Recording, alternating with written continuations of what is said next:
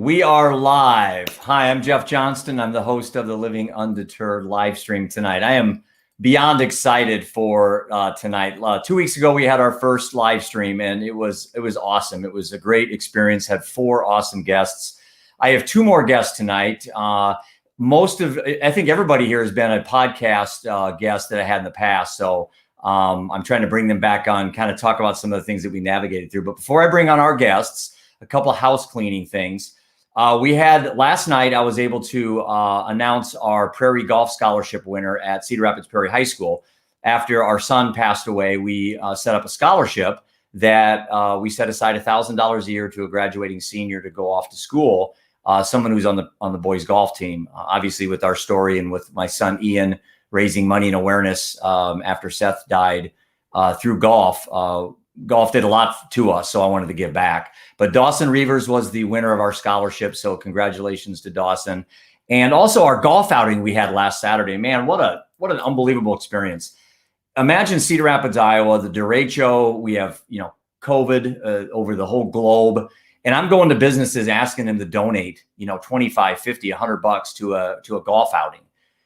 We raised close to $23,000. So I stand in awe and I applaud the courage and the determination and the undeterredness, if that's a word, of the Cedar Rapidians. So the businesses and the community were unbelievable, and I'm forever grateful. We already have a bigger and better event planned next year. The last item before I bring in our 2 guests, the audiobook for This One's For You, which is the book that I published on Seth's 27th birthday, kind of the story of our story and a lot more about Seth and the struggles and the successes he had with addiction and so forth. But the audiobook's coming out in June. Very excited about that. So with that, let's bring on my 2 guests today. And I have to laugh, Mike and Brian, because Molly Nordlocken is kind of the wizard behind the curtain here. And I have to imagine for her, it's like herding cats with the 3 of us.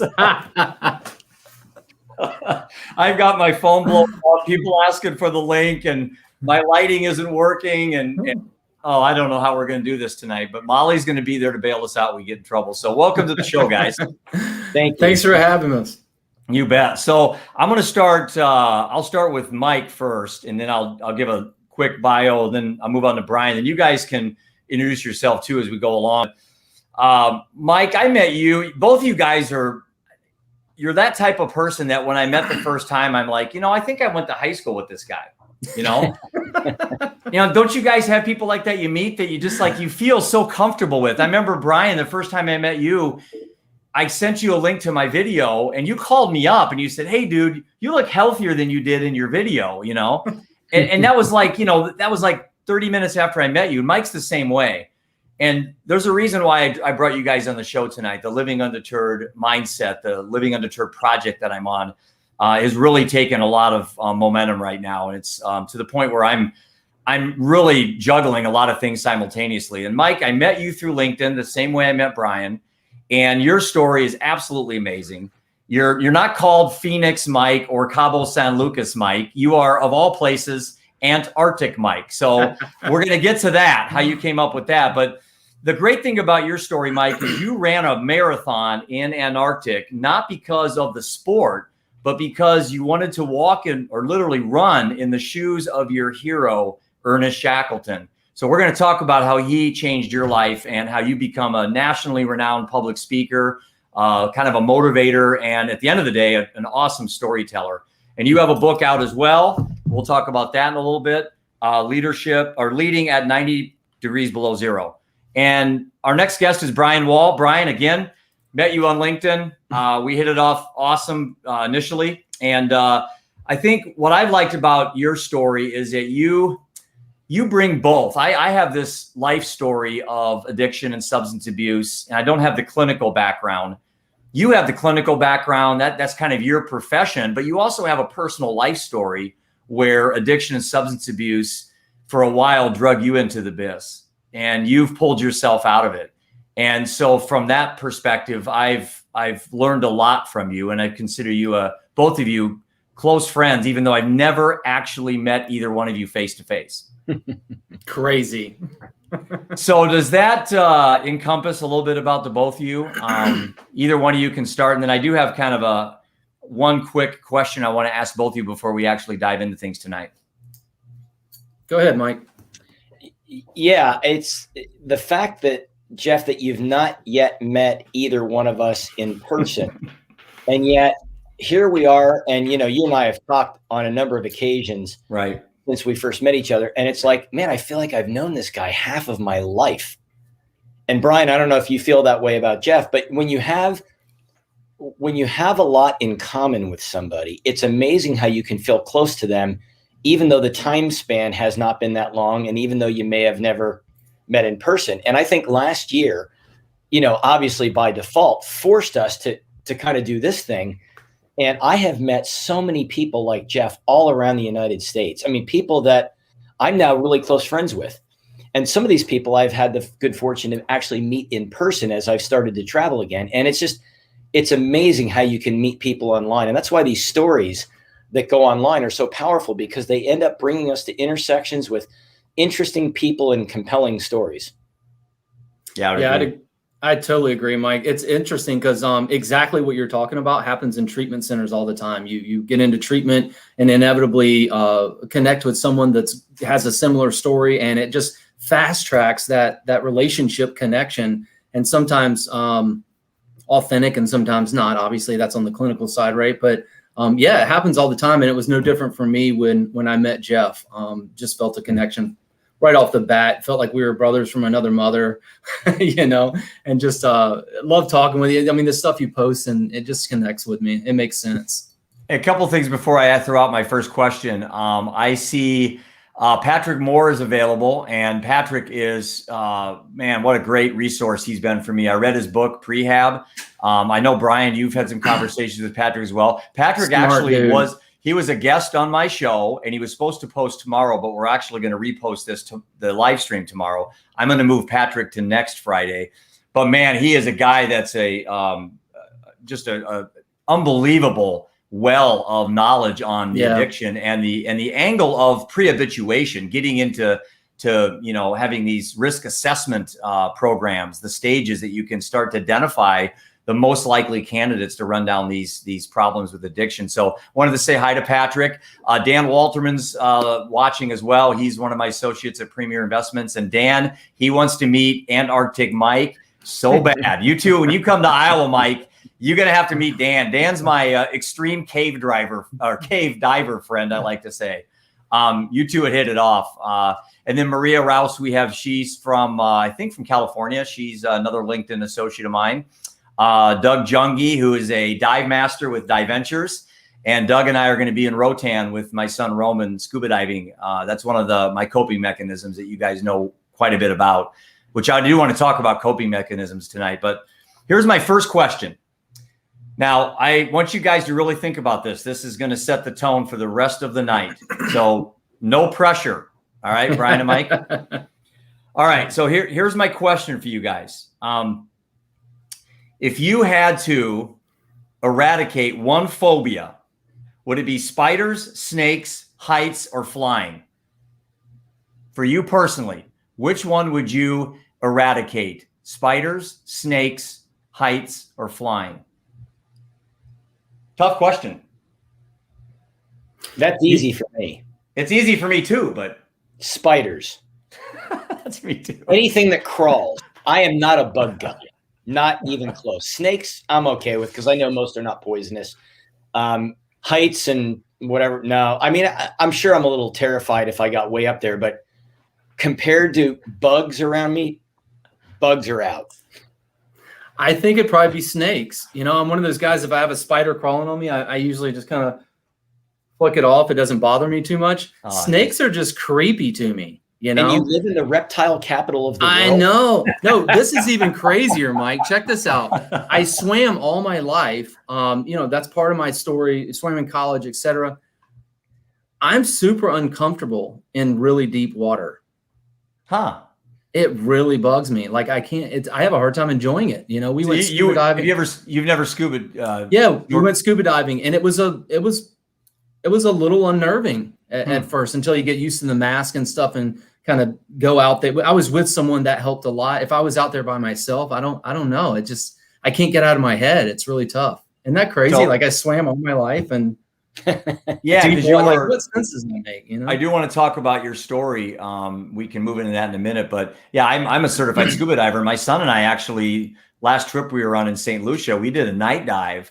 Now I've done plenty of night dives, but this night dive we did at the end of 4 or 5 day dives where we had reef sharks basically following us the whole time we dove. So here we are at night in the ocean, 85 feet down on a cliff wall at night, with probably 20 other divers, and all the other dives previously, we were followed by reef sharks. So talk about just setting aside your fears. Now, but if I saw a little tiny baby spider run across the room, I'm out of here. I'm done. I'm out. I can do. Snakes don't scare me. Sharks don't scare me. You give me a spider, I'm done. Yep. I'm out. Interesting. It's so crazy how we're wired differently, Yeah, isn't that crazy?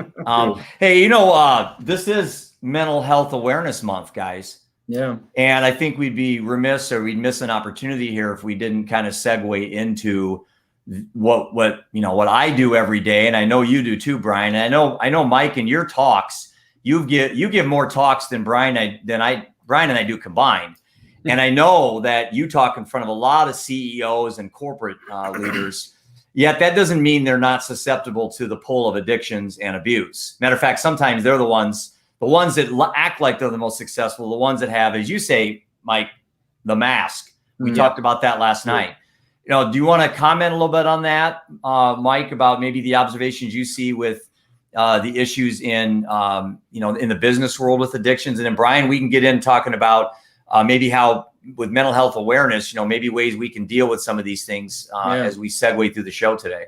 Right. Yeah. The one thing that you learn, people who own and run companies are no different than the three of us or people that watch our broadcast here. I mean, they're regular people. They sleep at night, they drive cars, they got to change their clothes, they got to wash their clothes, and they're subject to the same insecurities, fears, mistakes, and all of that the rest of us are. The difference is, I think that because of stereotypes and social pressure and peer pressure, I think they feel like they have to live up to a different standard. And when they can't do that, they put on a mask. Mm-hmm. And the mask is represented by a number of things. A mask can be the perfect corporation, the perfect employees, the perfect balance sheet, the perfect wife, the perfect husband, the perfect kids. And sometimes elements of the mask are things like addictions, right? The only difference between the part of the mask that's an addiction and the part of the mask that's a perfectly run company is one is more socially accepted than the other. But they're both a form of a mask that hides the fears, the insecurities, the mistakes, the sins, let's call them, for lack of better. Mm-hmm.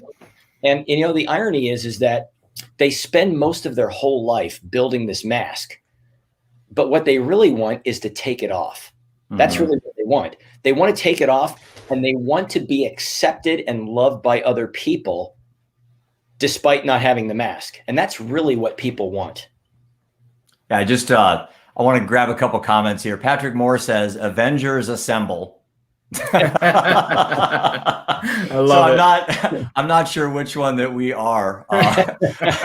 And then my dad said, watching, keep it clean. Again, I'm not sure who he's probably throwing that at his son. And then Maria wants to know, can we choose 2 of the 4 things to eradicate?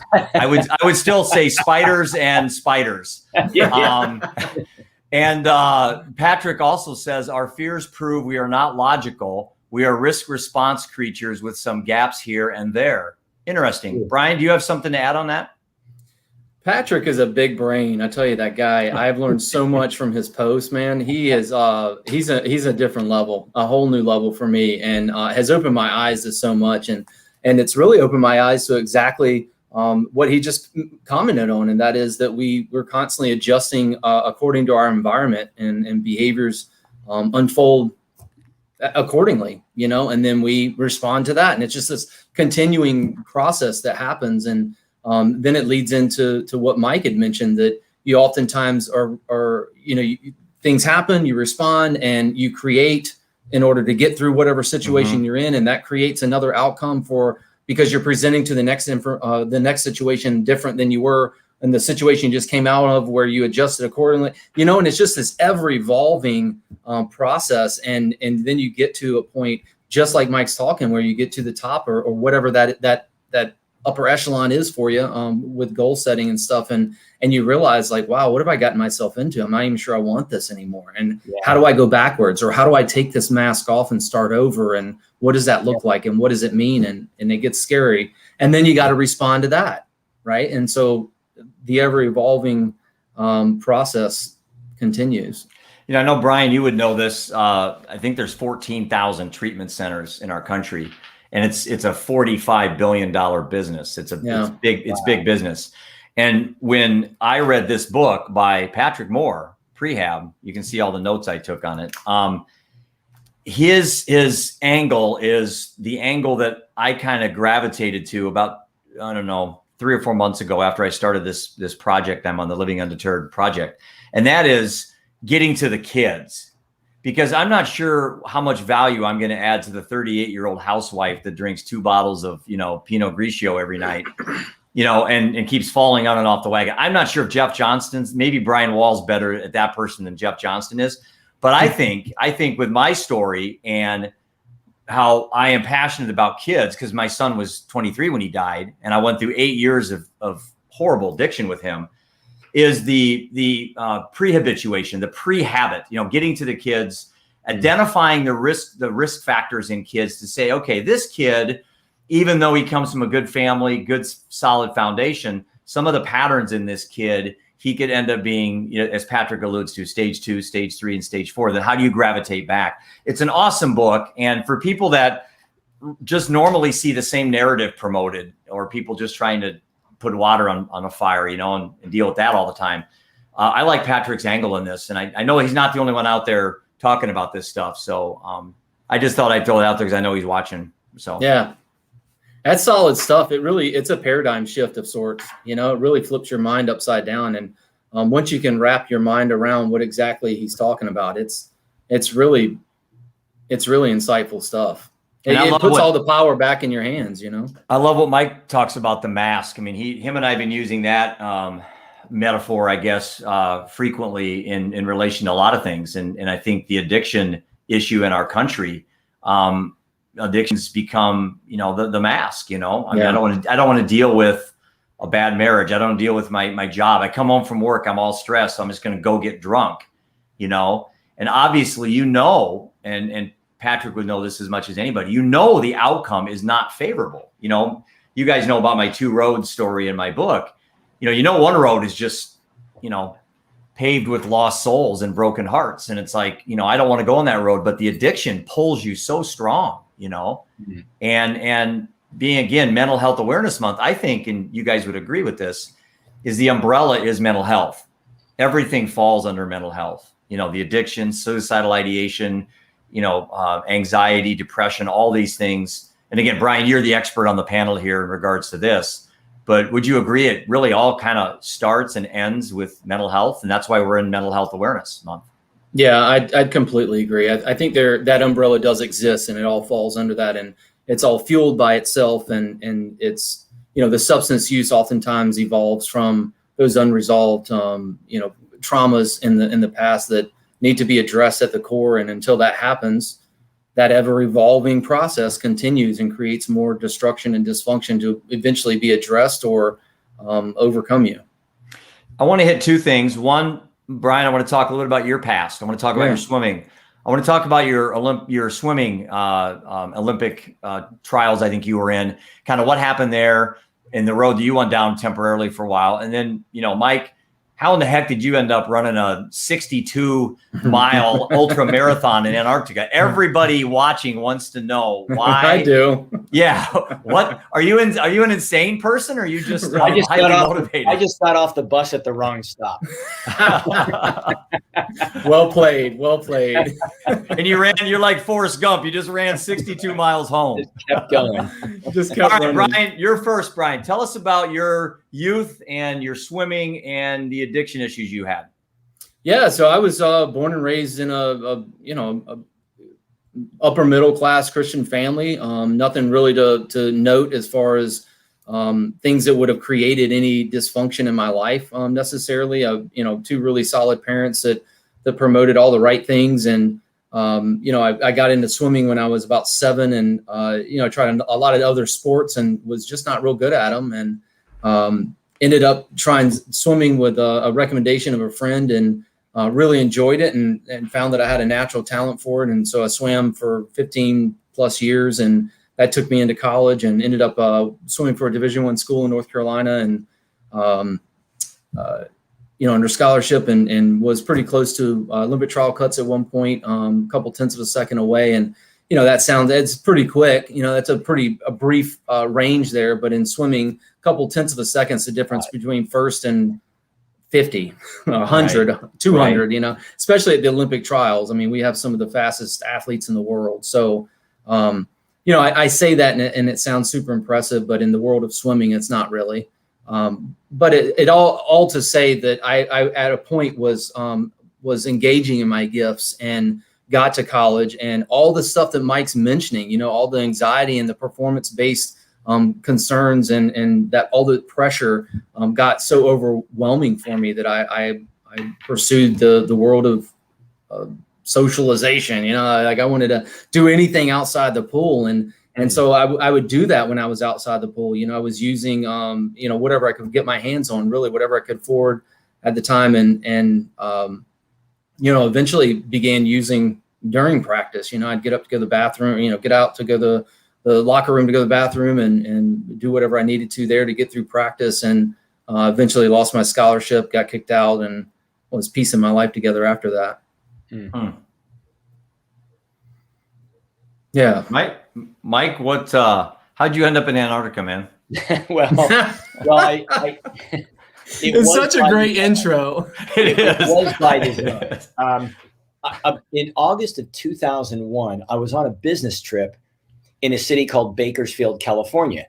And by random chance, I was at a bookstore and I saw this photograph on the cover of a business book. Hey, can you put that back up real quick?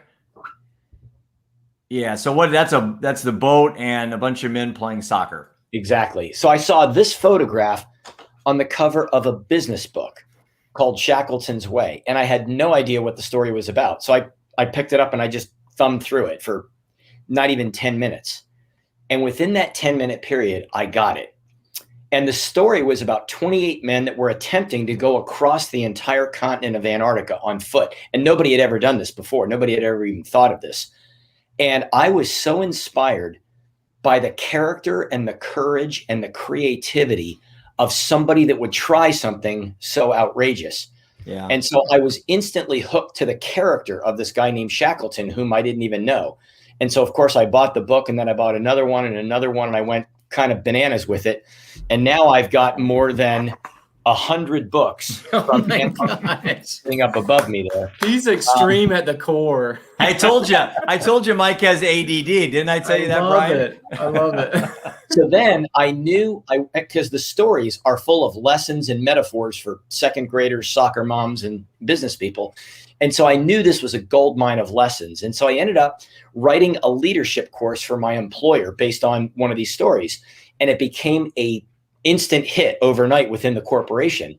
Well, then I said to myself, I got to take this out of the corporation and I got to bring this to the real world. The problem is I didn't have any credibility. And so I needed to go to Antarctica in order to have credibility. And so I found— Of course. Of course. That's the first thing that would have came That was to my what I mind, was too. thinking, Mike. Yeah, I wouldn't have that connection. I wouldn't have swam like 20 laps around the pool, Mike, in the hotel, Let's go to Antarctica. I was searching online in March of 2005, and I found a company based in London, England, that was going to put on a marathon in Antarctica for the first time in early 2006. And so I signed up, and I hadn't run a marathon in 20 years. I mean, I was the George Plimpton of the group, and I'm really dating myself for those who are in my age bracket. You'll know the name George Plimpton. And so I ran the marathon, and when I got back, I said, okay, I want to try the 100K, because what happened was I found a corporation in New York City that was a PR firm, and one of their clients was a division of Haineswear, a company called Duofold. They're based in Winston-Salem, North Carolina. Yeah. And I found out that their 100-year anniversary was in 2006. So I called the PR firm and I said, I got a bright idea.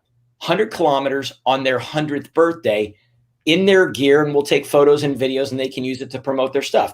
So the guy says, well, let me check with the client and I'll call you back. So he calls me back the next day and he says, they love it, you're in. And I went, how far is 100 kilometers?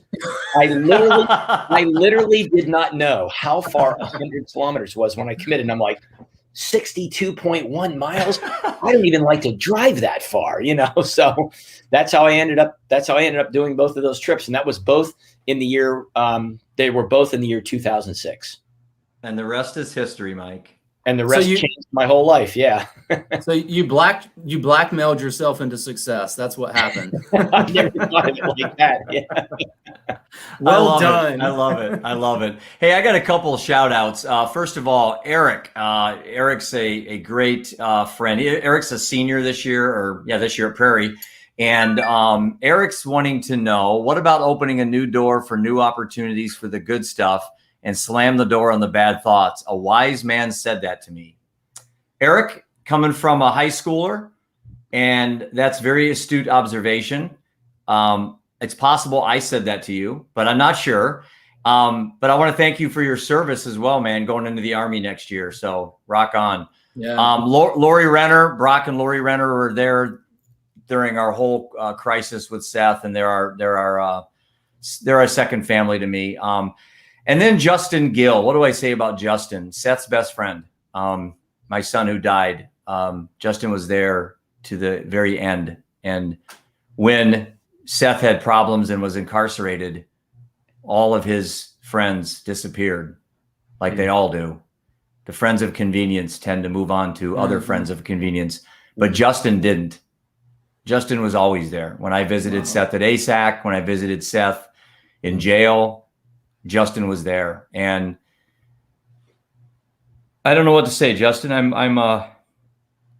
I think you did what you could to help Seth. And I know that he is very honored to call you a friend, and I'm honored to have you on the live stream tonight. And I'll give you a big hug when I see you, brother. And then Garrett Teckenberg's here as well. And you think us three have ADD? You should take the three of us and then put it in a blender. And you probably get Garrett. And I know he's laughing. He'll make some comment here, but and he's an awesome dude. Him and I in a room together, we cause more problems than we solve anything. But and then Robin, hello as well. Thanks for joining us. And then Patrick said commitment is a very powerful risk response factor. And that was directed to you, Mike. Comments on that? When you're compelled to do something, commitment is a very relative word. I mean, a lot of people are, and I get it. I mean, the first impression of this guy from San Diego going to Antarctica, it's, people are kind of like, wow, that's like really extreme. And that's a huge commitment.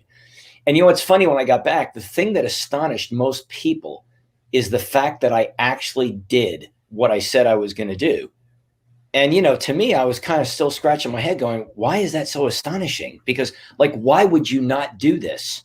Right. I mean, I guess the point is when you have a conviction about something, the work it takes to respond to that or fulfill that or whatever it is doesn't seem really that extreme when the level of conviction is strong. And I had such a conviction about these stories. I knew they would change people's lives forever. I knew it.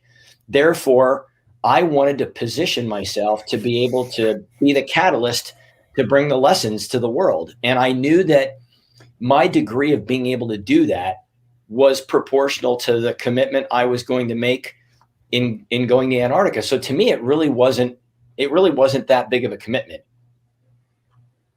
Yeah, Patrick says conviction and purpose. That's exactly what it is. And again, and then Maria says, wow, that's a lot. And yet there's a lot who are out there still an addict. A lot of the good comments out there. And I was going to ask you guys, what are you grateful for, Brian? I'm grateful for recovery. I'm grateful for a second chance. The next chapter tomorrow. I'm grateful that I found my why. And that's really what you guys are talking about. Like I think there's a lot of folks floating out there that just don't know their why. And oftentimes when you hear stories of when it clicked, when they got it, it includes that why of what their purpose is. And once you latch in, you sink your claws into that, there's literally nothing that can stop someone on that track. Do you think the problem though, Brian, is that we're searching for a why and often it comes to us? I mean, my why is very clear and descriptive, and it involved heroin laced with fentanyl. And it came to me. Death was presented to me as an opportunity to become a better man, not a bitter man, like Mike and I talk about a lot. So death to me, again, using my Stoic philosophy belief system, I reframed death. Instead of being the catapult to a horrible life, to me, it just made me a better person. And every single freaking relationship I have with you and Mike and Molly, I cry so much because I'm grateful. And people think a lot of my tears are because I'm sad and miss my son. I do miss him, but he's with me. That's the thing, and this is coming from somebody I'm not religious and I'm not a big believer in the afterlife, but I know Seth's with me. So explain that. I can't explain. I'm not smart enough to explain that. But where I'm going with this is, my tears began with the weight of sorrow and the weight of pain. And now they've morphed into gratitude and respect and honor and all the things that I'm trying to live for the living. We honor the dead, we live for the living, So Mike, what are you grateful for? I'm grateful for two things come to my mind as you ask that question. One, I'm grateful for all the opportunities I've had to see the places I've seen and to meet the people I've met. I have been so many places and I'm very fortunate. I have met some of the greatest people in the last 10, 15 years and, doing what I do for a living. And I really feel like my number one job is to meet people. That's really what it is. It's just to meet people. Everything else sort of takes care of itself. I'm grateful for the stories that change people's lives, the stories that are out there. Oh, for every one you find, you realize there's 3 more you have yet to find. And they're interesting. And a lot of people are sitting on these stories and they don't realize how these stories can make a difference in their life. I just started reading another book today. I don't know if you guys have heard of this one called Super Better. This is a very popular book. Oh, it's a really interesting book about a lady who was I think she was a video game programmer, and she ended up with a medical condition that basically took her out of her ability to do that, and how she regained her physical stature was in the form of a game. She started literally mentally playing a game with her mind and her body, and it ended up restoring her body. And it talks about how you can gamify things in your mind to help restore, who you are as a person. And Brian, I'm wondering if you've seen that in addiction, when people can somehow in their mind adjust things. It's not just a physical thing, it's a mental thing. Yeah. Is that true? Yeah, I think that's very profound, super powerful. I think a lot of therapy, a lot of treatment in general is about rewriting that story in a way that is more accurate. It's more empowering. you were talking about the whys, Jeff, and I don't think it's necessarily that folks are maybe, I don't even know if it's about looking for your why or not looking for it or finding it or not finding it. It's oftentimes I think we have in our mind how that picture is going to unfold, and when it doesn't unfold the way we expect, then we assume that why that we just found is not the why that we were looking for. It's not the true why, because my son died over this why. And no one ever guaranteed that our why was going to unfold in a well put together chapter book, right? It just happens, and so being alert and aware when it does land and being there to catch it, I think, is most important. Yeah, that's very well said. One comment I wanted to throw out there: Patrick said again, those still addicted are using the same risk response factors, just in a dependent pattern rather than an autonomous pattern, and that's one thing I picked up from his book is the ideas of dependent patterns and autonomous patterns, being just, stuck in this rut and being dependent on a pattern versus having the will, the freedom of choice, kind of the ability to be autonomous. Either one of you have any thoughts on that?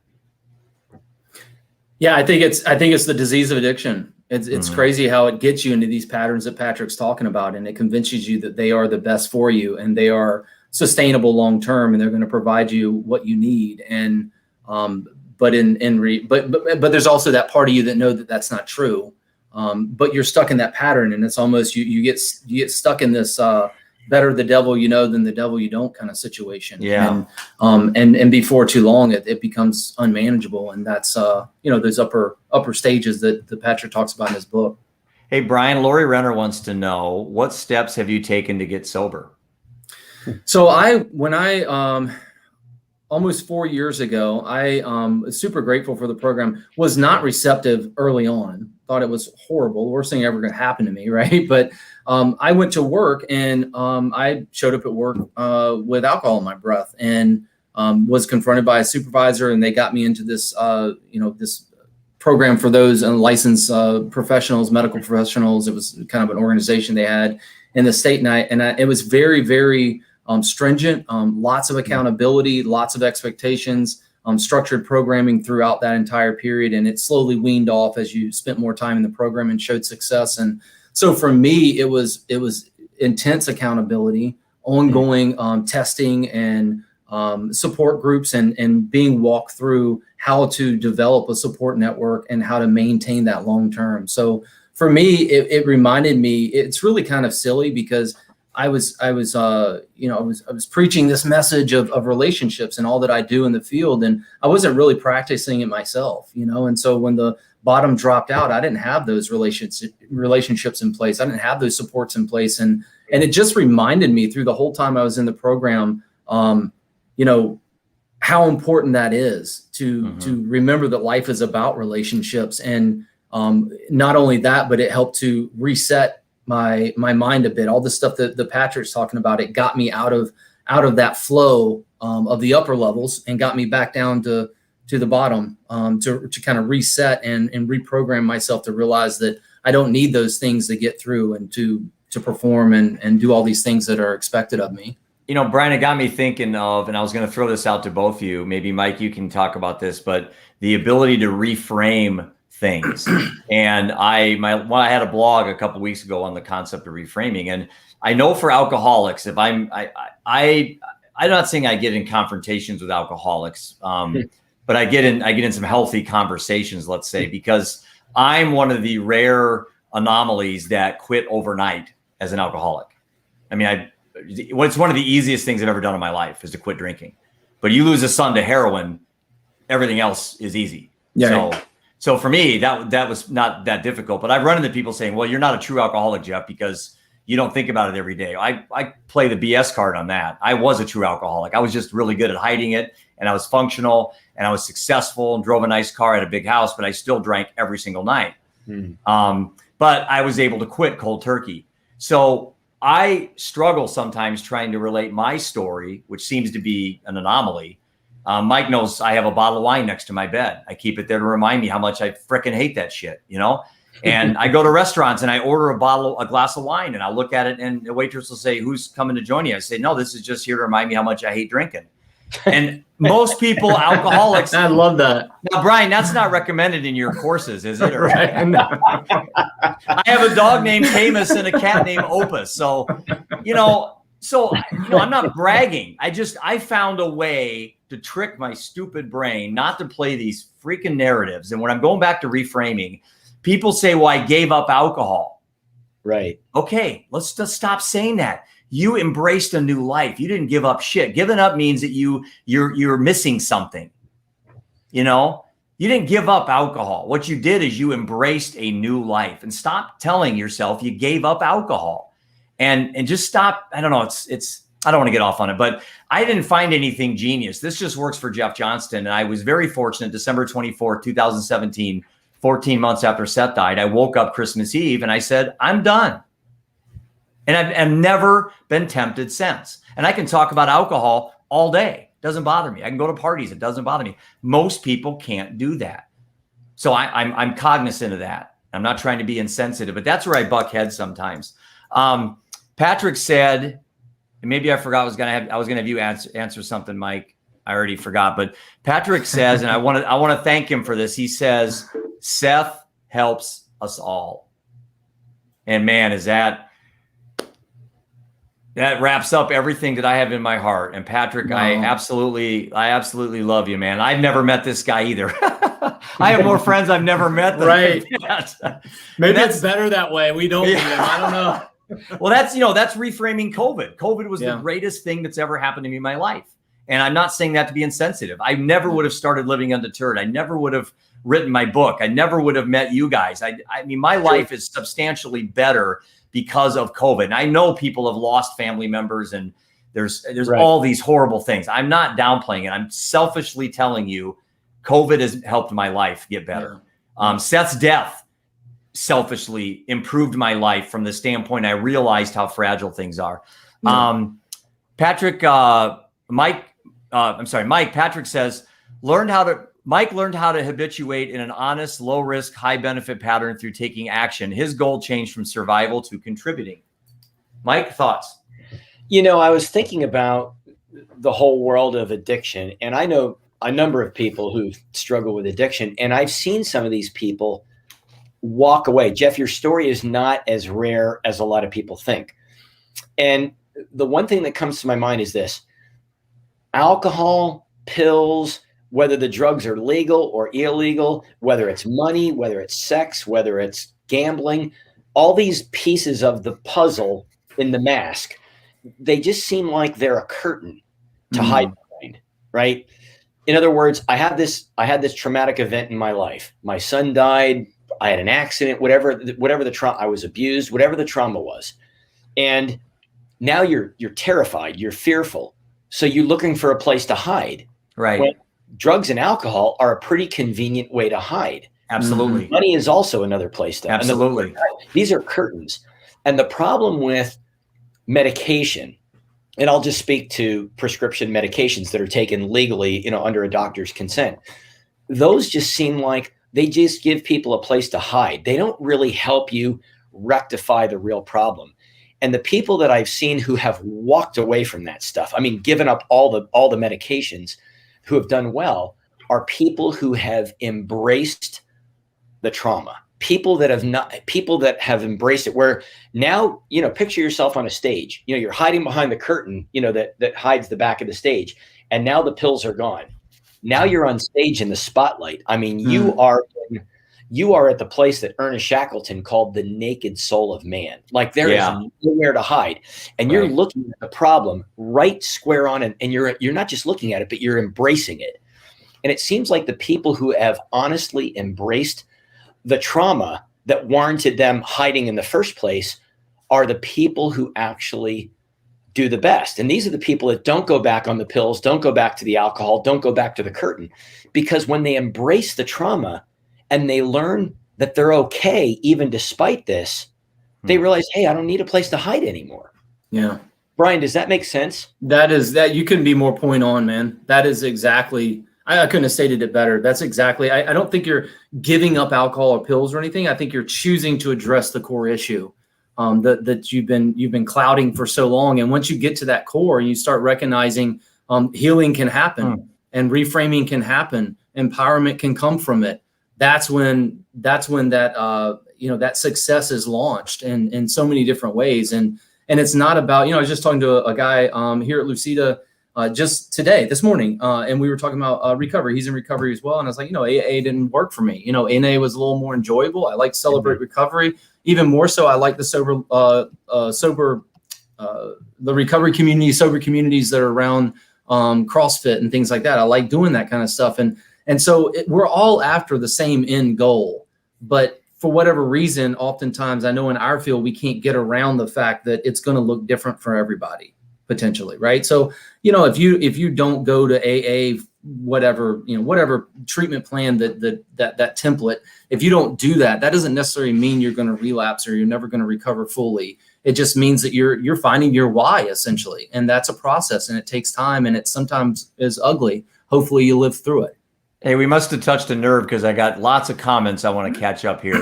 Lori Renner says, I think whatever you need to do to stay sober is awesome. One day sober is better than one day drinking.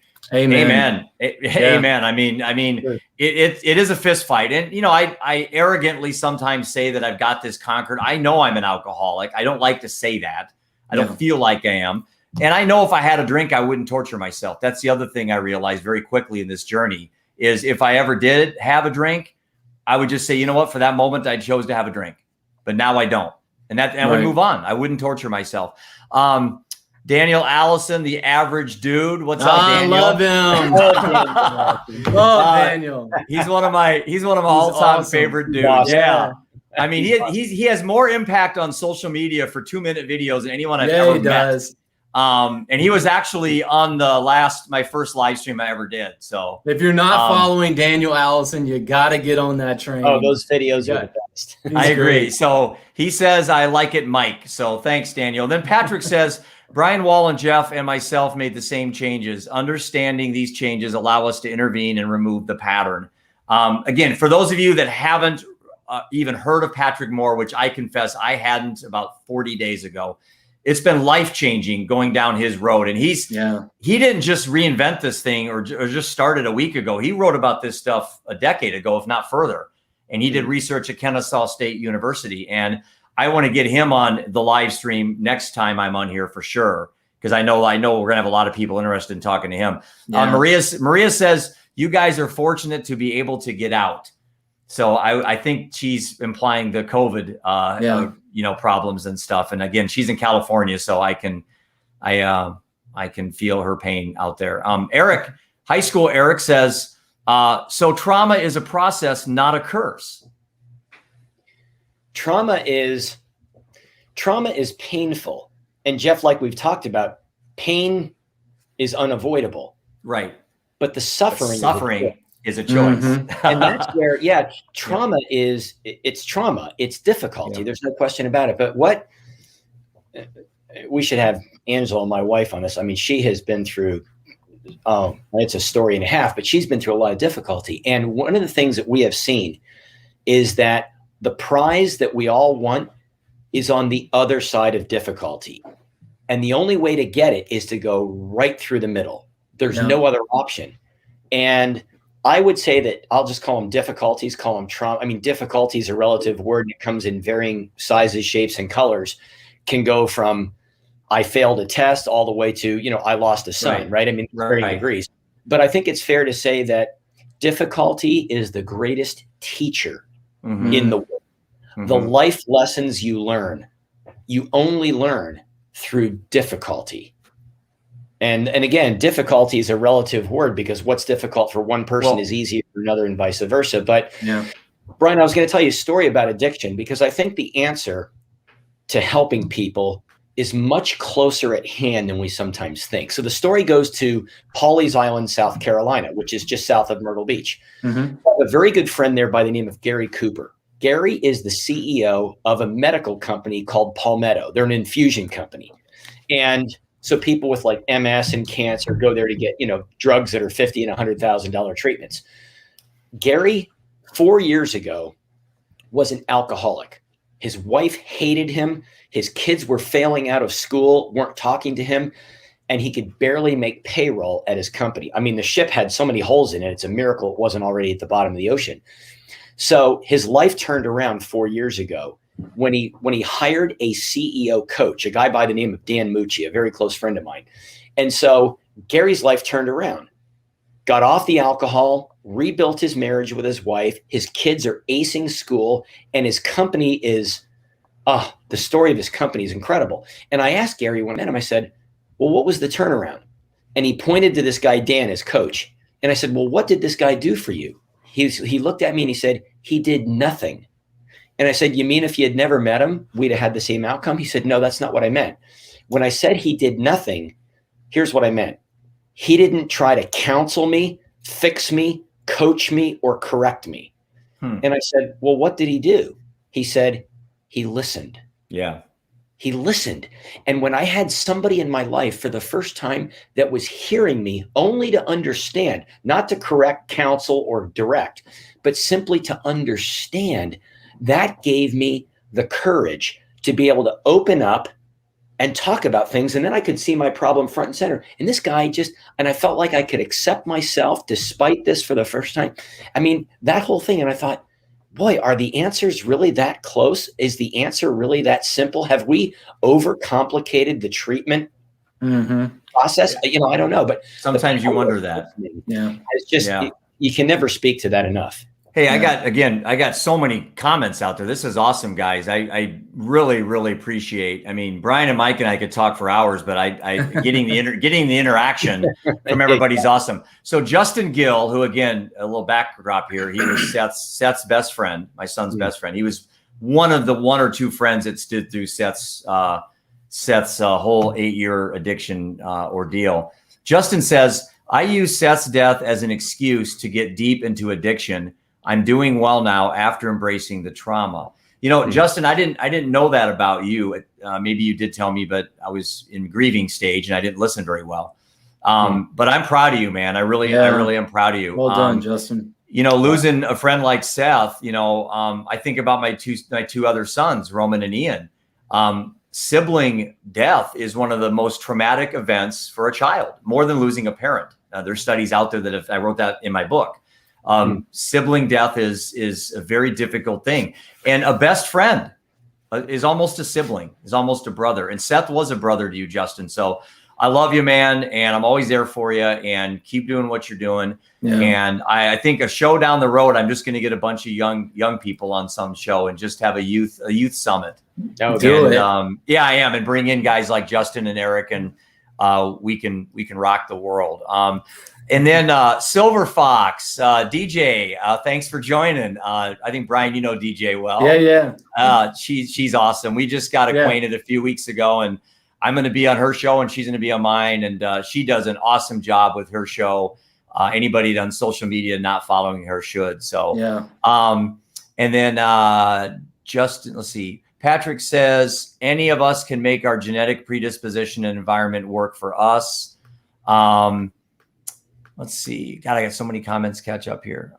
Patrick says, again, encourage autonomy, combats demoralization, see Jerome Frank, persuasion and healing. So, Patrick, you're a deep well, brother. He's a wealth of knowledge. He is. And somebody I don't remember which one of you two said this, but is change a process of addiction or subtraction? Maybe that was Patrick that said it in a comment.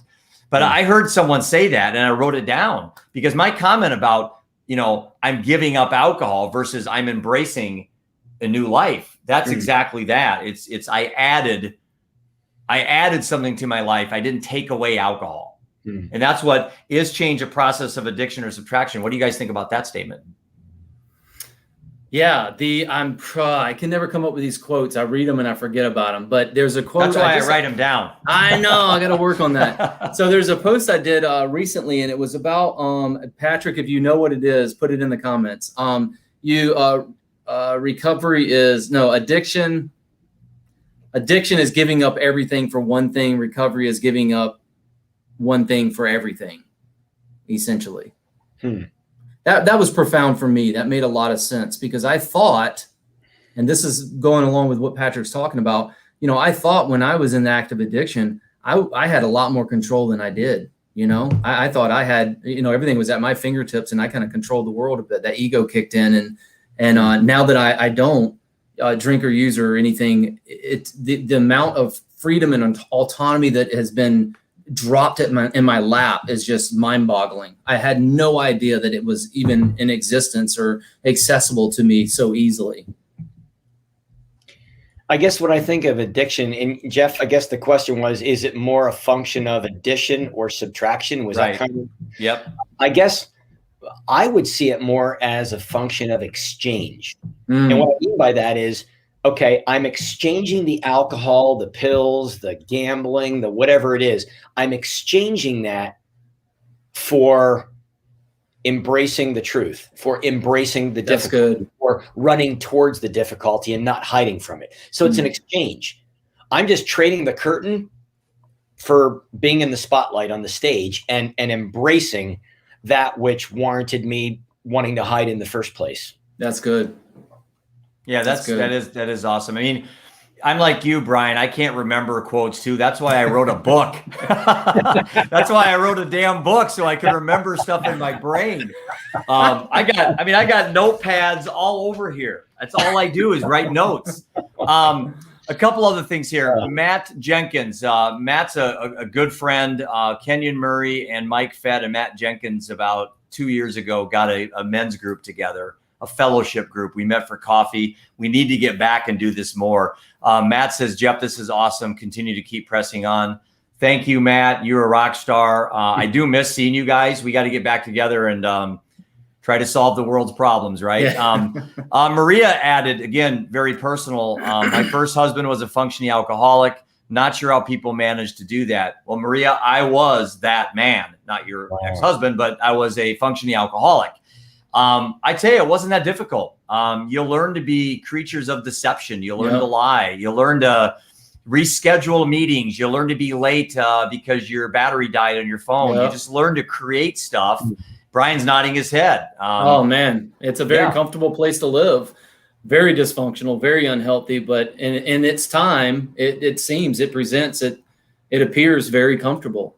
I did the same thing. I had convinced myself at one point that if I had a buzz, I was making better clinical decisions for people's lives.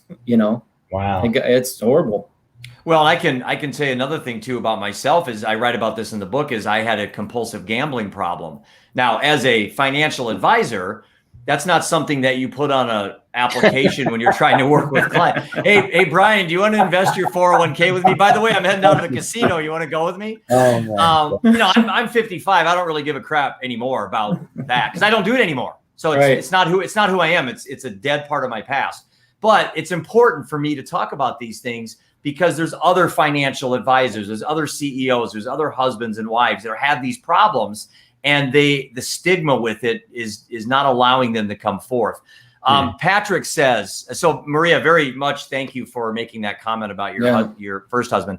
Brian, we were all convinced we were in control. Another very powerful risk factor. Nothing could have been further from the truth, but it did not feel that way. Isn't that so right?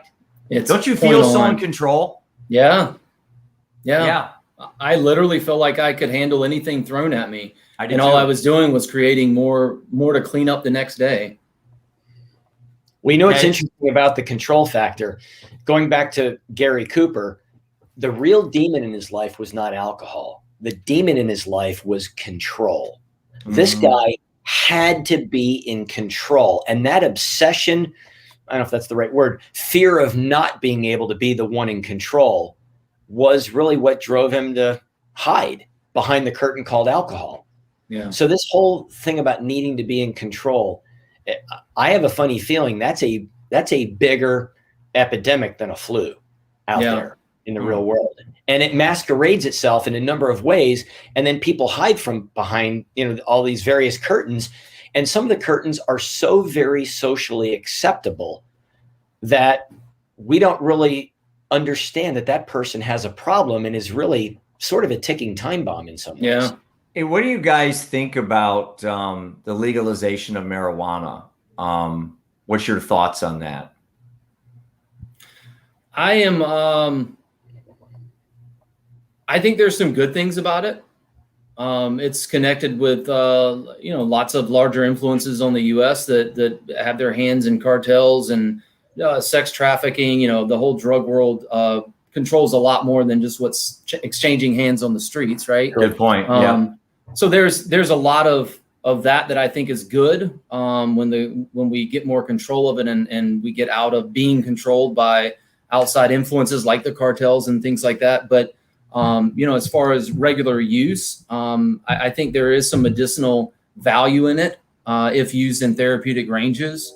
I think that overall it slows blood flow and oxygen in the brain, so that's of concern. And certainly if you're using before probably age of 25, that's going to affect some brain development. And that's concerning for young folks. So probably want to stay out of that mix. But overall, as adults in the real world, the legalization of marijuana doesn't, I don't lose sleep over it. I think there. Yeah. And I know, Mike, you want to jump in, but I'll just add my 2 cents worth is, and I think I'm pretty firm on this when I talk to kids, is let's don't worry about the legalization. Let's worry about whether or not you choose to use it. That's it. Because whether it's legal or not, you don't have to do it. Right. So you don't have to do it if it's illegal. And if it's legal, you don't have to do it. So the choice, the decision, whether somebody legalizes it is a distraction. It's irrelevant for you personally, you, the individual. Yeah. And so that is the empowerment thing that I think we as parents and mentors to kids, that's what we have to tell our kids. Don't tell them not to do marijuana. I mean, how did it work when your parents told you guys not to do right. stuff? It ain't going to change with our kids, and it's not going to change with their kids, and that's not going to change with their kids. So how about we empower kids to say, okay, here's that decision I was going to make, or my parents told me about. Matter of fact, this is a little self-promotion, and Brian, and you know about this, but I came up with something called the Don't Start Initiative. And it's something I came up with at like early in the morning in a hotel room watching my son golf. I woke up and I had this epiphany, like, I got to write this stuff down. So the acronym DSI stands for Don't Start Initiative. And what I did is I was trying to think, okay, we can talk about this and kids can jump on, they can comment. They go to a high school football game, they're an 8th grader, and one of their friends comes up with a vape or a joint or a beer that they stole out of their dad's refrigerator in the garage, like I used to. And my dad's listening, so he has to delete that part. But anyway, so what can that kid do at that moment? Mommy isn't there, dad's not there, your psychologist isn't there, your football coach isn't there. What do you do? You've got to have something. You got to have something. So I came up with this ABC: awareness, breathing, choose. And so ABC is elementary, so that works good for kids. So now, Brian, you come up to me, you have a joint. I'm at a football game. I now am aware. I'm in that position my mom and dad told me about. Here I am. A. B, I breathe. Deep breath through your nose, like we all meditate. Breathe. Just seconds. Get your heart to slow down. Gives you time to process an excuse to get the hell out of there. Something you can say. I'm on medication. My dad's picking me up in 10 minutes. Or have the courage just to say no. But a lot of kids don't. So the kids that don't have the courage, we'll teach them ways to get out of it. And the breathing buys you time. And then I came up with this picture in your head: walk or chalk. Immediately think of a chalk outline of a body on the floor. Oh, that's good. So I think of ABC, awareness, breathe. When you say the B for breathe, think walk or chalk, and then choose. That's good. And then that's it. And then it's consequences after that. You know the consequences if you take that beer, you take that vape. Don't tell anybody you don't know what's going to happen after that. You know what's behind that door. If you don't know, I'll tell you what happened to my son at 15. Okay? And that's what I came up with. And now my idea is to try to use these platforms and through people like you to promote this. So, and this is what Patrick's talking about. How can we get pre-habituation? We can get into these kids before we can identify the patterns, the risk assessments, teach them some tools, and not just tell them not to do something. I don't think that's ever worked. I don't think it ever will. Yeah. Comments? Yeah. What do you guys think about that? Well, when you asked the question about what do you think about this being legal or not, I don't think. Oh, I did ask a question, didn't I? I forgot about that. I think the real important question is legal or not legal. I think the more important question is, why do you want to use it? Yeah. if you're going to use it as a curtain to hide behind, whether it's legal, illegal, or not, it's going to lead to the same result. You're never going to get to the core part of the problem. Therefore, you're not going to solve the problem. And you just think, build a bigger curtain, take more of the drug, use it more often is going to be the solution, because the little you use doesn't do the trick, because you're expecting it to solve the problem. And of course, you don't solve the problem. Therefore, it just more and more and more, and then it physically takes over. And now it's like an avalanche and you just can't stop it, as in the case of your son.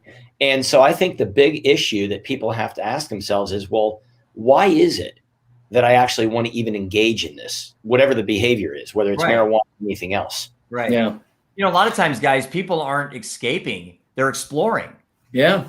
Right, Brian?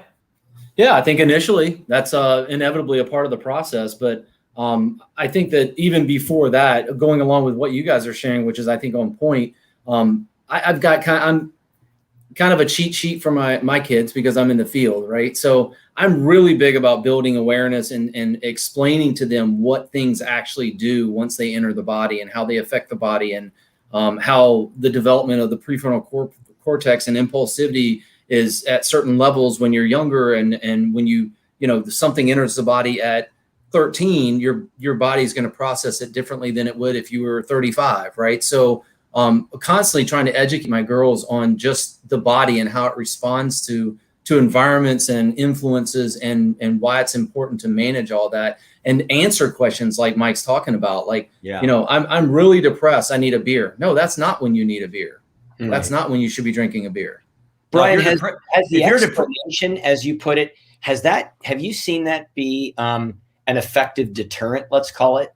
Say that one more time. When you talk about educating people about how these drugs impact your brain and your development and all the things you just talked about, have you seen that to be an effective deterrent? So I haven't tracked it individually in my clients' lives enough to know, but I have, more often than I can count, experienced that, the hint of that aha moment when I share some of this stuff. I can't tell you how often I get like, wow, I didn't know that. Like, seriously, that's what happens to the body when that happens, and that's the long-term effect, and that's the direction that goes. That happens regularly. And so, whether it deters them long-term or not, I think that information is heading in the right direction of maybe making some changes. And so I like that.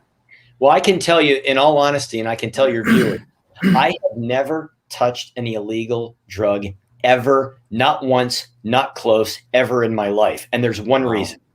1971. I can still picture this. I was in Elizabethtown, Pennsylvania at my grandparents' house. And on the coffee table was a Reader's Digest magazine, the little tiny magazines. Mm-hmm. I picked it up, and I can still picture this in 1971. I read an article about a young man, a kid who took something called PCP, or angel dust, was popular. Mm-hmm. Mm-hmm. And it was a horrific story. It made this kid go crazy. He ended up killing his parents and one of his brothers or sisters. And the whole thing, it was terrible, right? And I remember my reaction to reading that was, anything that's not legal, I don't know if this stuff I just read about is not in it. I don't know what this is. Right. It was made in a garage. It was made in a lab. It was made in a gutter. Like, I don't know what's in that. Why would I want to take that chance? That article left such an impression. Any and every time any of that stuff was near me, I thought of that article, and it just steered me away. Well, Mike, I'll add, for my life, I've only tried marijuana 2 times. I was drunk both times. One time I was in Rotan, and I don't even think it was marijuana. I don't think it was marijuana. I was in Rotan scuba diving, and our cab driver gave me a puff of something. That's the only 2 times. And Len Bias was the reason why I didn't do drugs. When he died, when I was in high school, first round draft, I think he was the #1 draft pick, and the night he went out, he celebrated, he did coke, and he died. It's the first time he ever tried coke. That terrified me so much. Plus my ADD, addictive personality. I knew if I did drugs, I would like them so much I couldn't quit. Mm-hmm. I knew that for a fact. It wasn't that I was curious and I wanted to know if I would like them and experience the rush. I knew I would. I know at 55 years old, I would love that stuff if I tried it. That is the reason why I don't. I was smart enough to know that I would become addicted. And that was it. That was at a young age. And then Len Bias dying was just, man, I mean, and today with fentanyl, I mean, I'm sure when my son bought heroin, fentanyl, he never heard of it, Yeah. and right. That's the problem now. I'm on the board of ASAC here in Cedar Rapids, the Area Substance Abuse Council. And there was a case in Kentucky where 4 teenage kids bought Xanax off Snapchat and had it delivered to a friend's house because their parents thought they were safe at home with COVID. And the Xanax had fentanyl and they all died. Wow. Teenagers. So, parents watching this, your kids could be at home in their computer safe from COVID, but they may not be safe from drug dealers. So these are things we need to be aware about. Hey, we got about 4 minutes, guys. I want to see, do you guys have any last thoughts you want to throw out there? Then I want to kind of wrap things up. I went to a quarter after. That was what we did tonight. So Brian, I'm going to start with you. What are some of your last thoughts on what you would tell the viewers tonight on trying to live undeterred? Man, be an active supervisor of your life, an active participant of your life, constantly engaging with the world around you in hopes of picking apart that puzzle, that picture of what you were created to be. I think that's what life's about. And I think that's kind of fun, embracing that journey and doing it in a way that's enjoyable and understanding that, no one's asking you to figure it out overnight. That's part of life. And, for me, that's what it's been for so long. I ignored that process and it took me down paths I wish I'd never gone. And now I'm in such a different place of recognizing the joy in the journey and trying to embrace it. And not only that, but sharing knowledge gained with those folks around me as I continue to move forward in hopes that it saves them some shortcuts. There's forks in the road and there's shortcuts through the woods. And man, if I find one, I want to let Mike and know about it. If we're heading in the same direction, let's save you guys some mileage. Let's shoot through the woods over here. I know where this leads and it's in a good place. And that's the beauty and velocity of social media right now. I mean, just watching your Brian, you have, I wrote it down here. Weekly with Brian, I think it's called, right? And Real Talk with Brian. Real Talk with Brian. It's a trilogy series you have each week. Right. So how can people reach you on social media, Brian? How do people reach Brian Wall? Yeah, so hashtag Be Real with Brian. You can look that up in the search engine there on LinkedIn, and it'll take you to the hashtag, and it's got all my posts that I do weekly. Monday is Mental Health Monday. Wednesday is Wellness Wednesday, and then Friday I do Phoenix Friday for addiction related stuff. And I'm a little biased, but your content on social media is the best out there. Oh, thanks, man. I appreciate that. I would say bar none. Yeah, you're second to Daniel Allison. The average dude. Okay, Mike, you got about a minute and a half, Mud. Tell me why you think that people need to live undeterred. How do they do it? Well, I'll use this as the example. This was the medal that we got when we ran in Antarctica. And as I always tell my audiences, all of us have an Antarctica in our lives.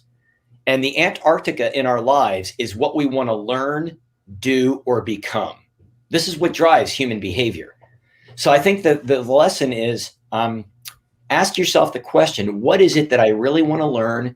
What do I really want to do? And what do I really want to become? And do those things. When I was 40, I made the decision, I'm going to Antarctica. It's now or never. This is what I really want to do with my life. And I'm not letting anything get in the way. I'll find a way to pay for it. I'll find a way to train for it. And I talked my way into the freezer. And Jeff, that whole story. You just have to ask yourself the question, what do I want to learn, do, or become? And just dismantle the barriers one by one. How do people follow your story on social media? How do they reach you? Just put in Antarctic Mike on LinkedIn, Facebook, Twitter, Google. You're not going to confuse me with anybody else. There's only one. You're not going to see the average dude come up, are you? Hey, listen, guys, this has been an absolute honor, absolute pleasure. And I'm a better man from meeting both of you. And I say that with all sincerity. And I carry Seth with me every day. And I will do this, and I'll profess this to both of you on the spot. I will do this till my last breath. My why is my way. I am no less a dad now. Just because he's not here, I'm not dad. I'm still his dad. I love him. I love him. I love my two boys that are still here. And I'm in a really good place emotionally, thanks to people like you. So with that, we're going to wrap it up. I love you guys. And always, I have no doubt with you two, but live undeterred. Have a good night, guys. Thanks, brother.